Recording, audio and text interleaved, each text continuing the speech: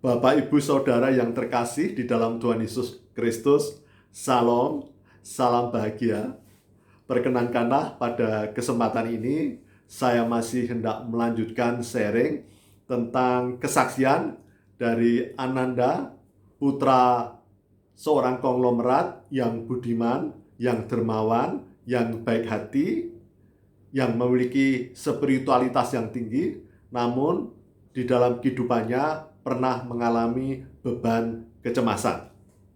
Saya apresiasi terhadap beliau, Ananda, putra dari konglomerat tersebut, yang berani terbuka, yang berani jujur mengakui bahwa dirinya pernah mengalami beban kecemasan.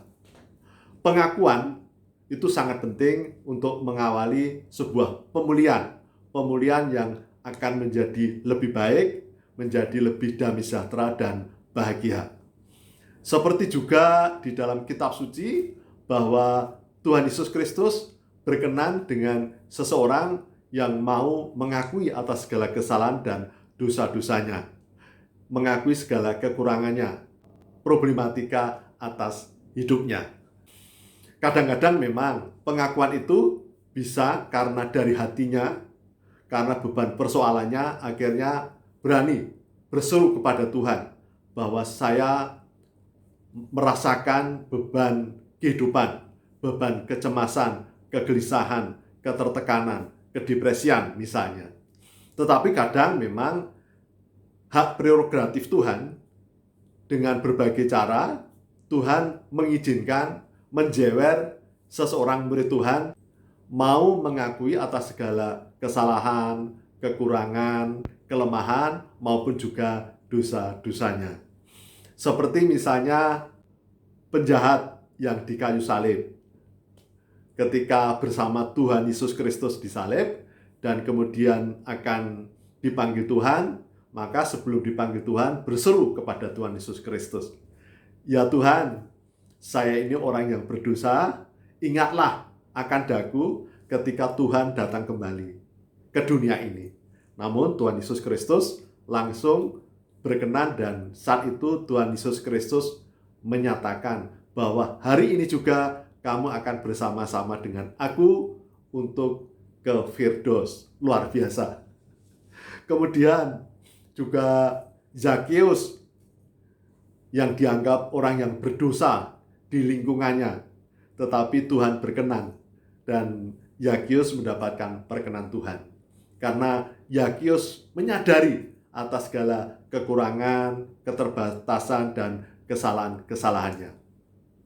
Kemudian juga perempuan yang berzina terpaksa karena diketahui oleh banyak orang atas perbuatannya, atas kesalahannya.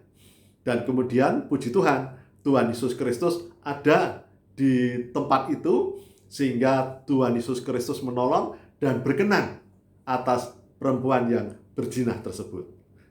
Tuhan Yesus Kristus datang ke dunia ini untuk orang-orang yang berdosa, yang mau bertobat, menyadari akan dirinya. Dan jika seseorang mau mengakui atas segala kesalahan dan keterbatasannya, kekurangannya, dan dosa-dosanya, maka Tuhan berkenan dan akan memberikan damai sejahtera, akan memberikan sukacita, akan memberikan bahagia yang melebihi dari segala akal. Dan selain itu akan memberikan pengharapan surgawi kepada orang-orang yang rendah hati. Jadi seseorang yang mau mengakui dirinya, mengakui atas keterbatasannya adalah orang-orang yang rendah hati, yang berkenan di hadapan Tuhan. Oleh karena itu mengapa Tuhan tidak berkenan dengan para ahli-ahli Taurat, para tua-tua, ya, dan kemudian imam-imam kepala.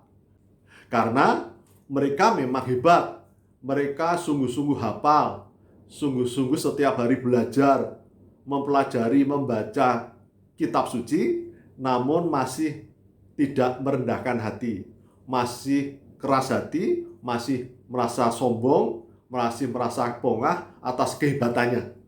Padahal mereka berdosa, dan tanpa Tuhan Yesus Kristus, mereka tidak akan mendapat perkenan Tuhan. Jadi mengapa Tuhan Yesus Kristus sungguh berkenan kepada orang-orang yang merendahkan hati, yang mau mengakui dirinya bahwa dirinya adalah orang yang bersalah, orang yang punya kekurangan dan memiliki dosa-dosa, dibandingkan dengan orang-orang yang pintar, orang-orang yang selalu mempelajari kitab suci, namun hatinya masih tinggi hati, masih congkak, masih sombong. Jadi saudara-saudaraku, apabila saudara-saudaraku mengalami pergulatan kehidupan, mengalami beban, kecemasan, kegelisahan, depresi, bahkan pernah berbuat salah, pernah berbuat dosa, maka datanglah kepada Tuhan. Mengakuilah dengan jujur di hadapan Tuhan bahwa saudara membutuhkan Tuhan. Saudara hanya mengandalkan Tuhan. Karena saudara dan saya lemah, bagikan domba di tengah serigala, hanya karena selalu melekat kepada Tuhan, kita mendapatkan perkenan Tuhan. Jadi dengan pengakuan itu, kita akan dipulihkan dan akan mendapatkan perkenan Tuhan. Kita akan merasakan damai sejahtera, bahagia, sukacita, dan akan mendapatkan pengharapan surgawi. Demikian yang dapat saya sampaikan. Salam, Tuhan memberkati. Salam bahagia.